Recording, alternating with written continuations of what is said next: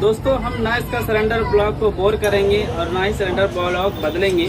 हम सिर्फ यहाँ पे नया पिस्टन रिंग डालेंगे और वाइट स्मोक दूर हो जाएगी और इससे इंजन की आवाज़ भी बेस्ट हो जाएगी। देखिए इस इंजन में हुआ क्या है बता दे रहे हैं। हाल ही में इस बाइक का काम किया गया है, वाइट स्मोक को दूर किया गया, सिलेंडर ब्लॉक को बोर किया है, जो कि बोर वेल में कोई दिक्कत नहीं है। ये देखिए सिलेंडर बिल्कुल ठीक ठाक है, चकाचक है, कहीं कोई दिक्कत स्क्रैच नहीं है।